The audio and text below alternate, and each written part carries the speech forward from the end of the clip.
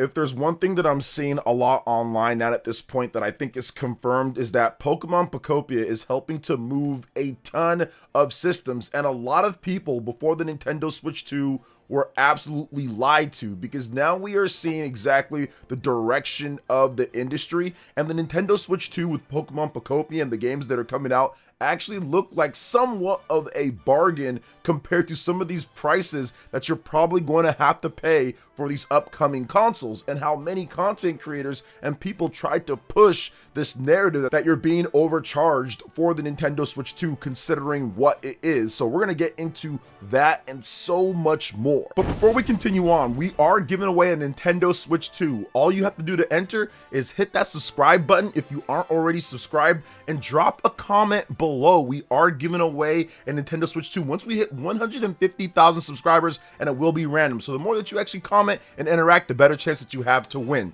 Hit that like button, click that notification bell, and let's go ahead and jump right back into it. Let's start off with the Nintendo Switch 2 is too expensive. This is something that you heard quite a bit, and not just from like trolls or drama channels or grifting or anything like that. I saw this from actual big channels that I like. Now, no hate towards them. I think that this is one of the greatest channels of all time. But right before the launch of the Nintendo Switch 2, Did You Know Gaming also put out a very interesting chart that compared the Nintendo Switch 2 price to other systems and tried to make it look like the Nintendo Switch 2 is way too expensive in comparison because it doesn't offer maybe as good a specs or a value or whatever it was. And that chart was quickly outdated once Microsoft and Sony started raising the prices. But now if you look at it at this point in 2026,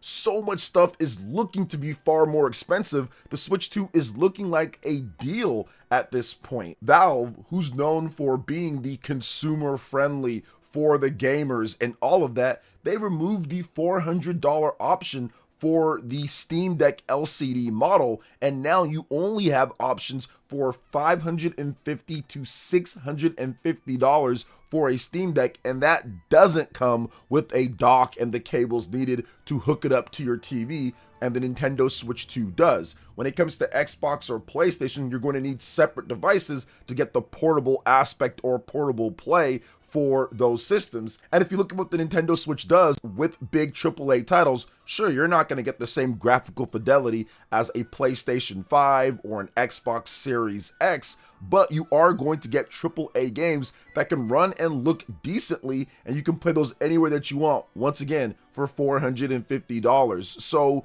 the lie that I've seen when people were trying to push this narrative that it's too expensive and now are making excuses and now are preparing and getting excuses ready for it to be okay to buy a Steam machine that's going to be pricey, or buy a PlayStation 5 Pro or a PS6 or even an Xbox Series X is very interesting. Now, the Steam machine, we've talked about this a little bit, but not too much. But the Steam machine, because of RAM and tariffs, could be pushed upwards of $800. Now, I'd be surprised if it was lower than that, but if they can come in at $600 or $700, that would be nice, but that would still be significantly more than the Nintendo Switch 2. The Xbox Helix, that is the new next generation Xbox, is rumored to be up to $1,000 plus, depending on potentially different configurations or anything. We know that it's going to have leading specs, and we know that it's probably going to be expensive based off of what Microsoft is saying and some of the information out there. You also look at the Xbox ROG Ally, that is $1,000 for the Xbox ROG Ally X. I think it's like $600 plus for the weaker one, but nobody wants that one for the most part. The PS5 Pro is currently $750 before you factor in the $80 if you simply just want to play your games physical. The PS6 is probably going to be upward of $800 if you look at the current price of the PS5 Pro, and I don't think Sony has any plans to do any big discounts on the PlayStation 5 hardware just because of the prices of RAM, shipping, and component costs. So I think that PS5 Pro price of $750 is going to hold, or at the bare minimum $700. Your new system that you have can't be priced below your older system. So I can absolutely see the PlayStation 6 being at least $800 for that system.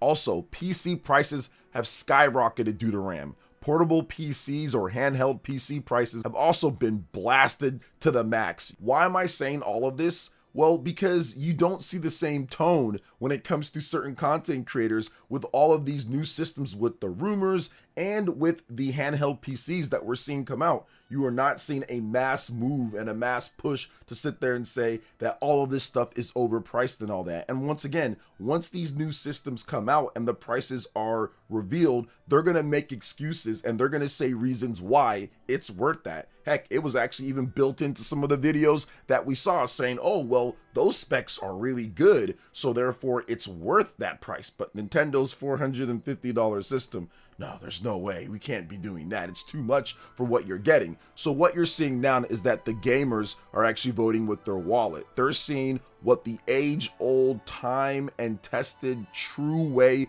of actually selling and showing value of your system: exclusives. Having games that get people to pick up the hardware. That's what it's always been about. And you'll have people who try to make it about other things, try to turn it into some type of online or Twitter thing to where, based on what people are saying there, that's the consensus for everybody. And that's just simply not it. You buy systems based off of the games that are coming out. Sure, price is a huge factor when it comes down to that, and it will be for many of these different things. But if you're looking at what is offered and what you get, the games are a key factor into what's happening right now with the Nintendo Switch 2. So the Switch 2 has been selling pretty good. Sales, according to Nintendo, were slightly underneath what Nintendo expected for the West, while slightly above what they expected in Japan. Now, all of that seems to be changing with Pokemon Pokopia. This game is getting the massive fan bases of Animal Crossing and Pokemon to buy the system, the cozy genre, or even people that love Minecraft, Dragon Quest builders.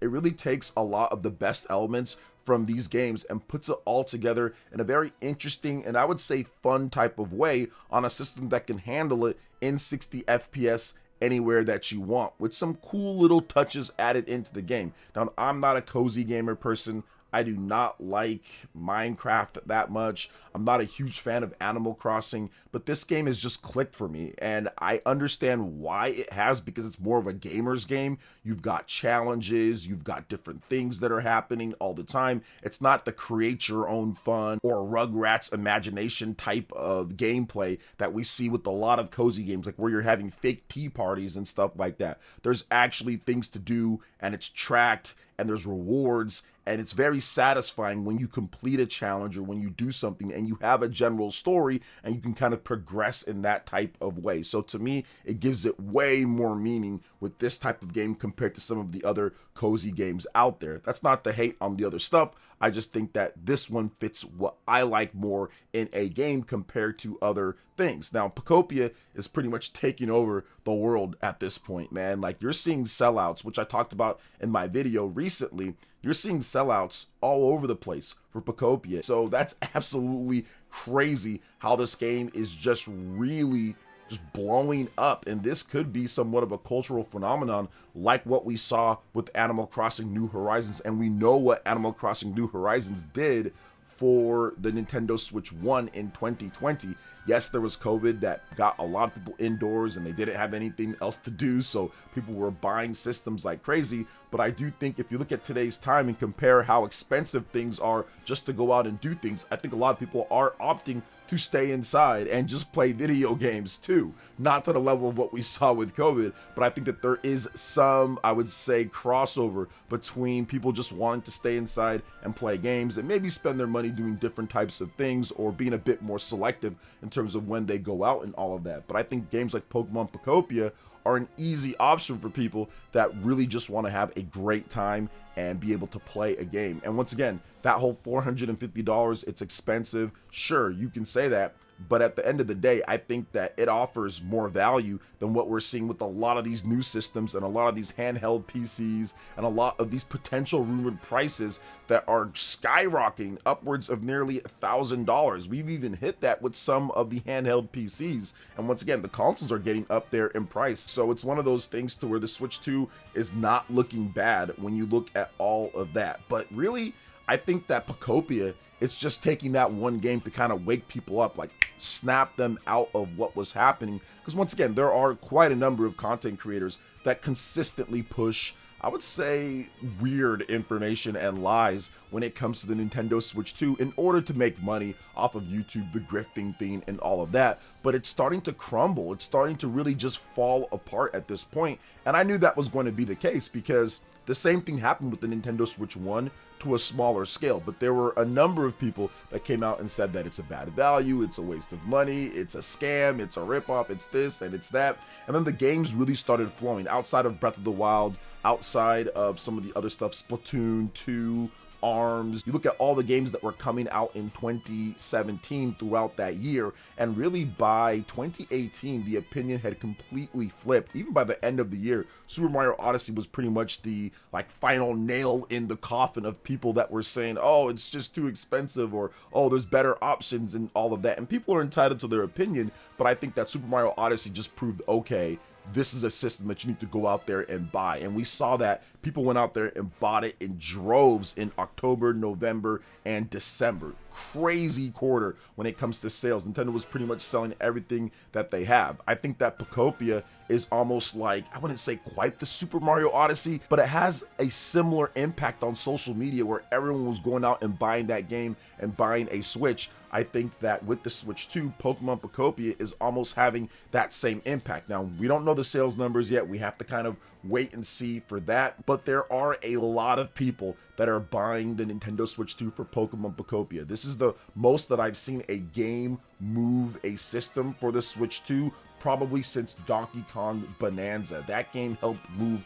a lot of Nintendo Switch 2 systems. Obviously, Mario Kart World helped move a lot of systems, but this is the first game that I've seen since those two with the social media blitz of people talking about it. Before, it was just a variety of games. Okay, somebody likes Kirby here, or Legend of Zelda games, you can play them in 60 FPS, or backwards compatibility, just little things here and there, and people were still picking it up. But Pokemon Pokopia is becoming that game that people are saying, wait a minute, this is not too bad when you look at it, because I'm going to be able to get this game $450. I don't need Mario Kart World. I don't have to buy it if I don't want it. I can get it for $450 plus Pokemon, and then there's going to be Pokemon Winds and Waves next year. And there's going to be a bunch of other games that are coming out, like Splatoon Raiders, in addition to the Dusk Bloods, and probably a brand new 3D Mario and other games that Nintendo is talking about. Plus, I can play all of my Nintendo Switch 1 games, no problem, and a lot of them in better frame rate and better quality. So I think that that's really what's happening right now. So the narrative that people try to push, that nobody's happy with the purchase and there's not games to play and all these type of things, it's crumbling just like it crumbled with the Nintendo Switch 1 when people were trying to say that. At first I thought it was my algorithm, but it's really not. This system is doing some crazy stuff right now, and it's going to be interesting to see how things kind of play out over the course of this year, because I still think that Nintendo has a big direct coming up and that people are going to be excited once that is announced. We've got one more Mario movie direct that's coming up, and I'm probably going to be streaming that. But then we also have, once again, probably another direct where Nintendo's going to reveal some games and also give release dates for games like Yoshi and the Mysterious Book and everything else that I talked about before with Dusk Bloods and Splatoon Raiders and Fire Emblem Fortune's Weave. There's still quite a bit to go over for this year. So we should be finding out about what's happening with Pokemon Pokopia sales. We'll get a little bit of a slice of it when this Thursday we see the Famitsu sales, unless Nintendo or the Pokemon Company or somebody comes out and talks about the sales beforehand. Thursday we should see what's happening in Japan, and I'm guessing that it's going to be a pretty big ramp up to that, because the previous week when Resident Evil Requiem launched in Japan, the Nintendo Switch 2 sold 85k plus units, which was 20k above before then. So maybe that's the ramp up to Pokemon Pokopia here. So we'll see about that, and we'll see what Nintendo has to say when it comes to their own Western push with the Nintendo Switch 2. So Pokemon Pokopia seems to be helping out dramatically with that. So what do you guys think about everything that we talked about here? Let me know in the comment section below. All right, guys, that wraps it up for this one here. Thank you so much for watching. I do appreciate it. Please make sure you hit that like button, subscribe if you're someone new, click that notification bell, and check out my other Nintendo Switch 2 RPG content and more right here on screen. Thanks for watching, and we'll catch you guys for the next one. Peace.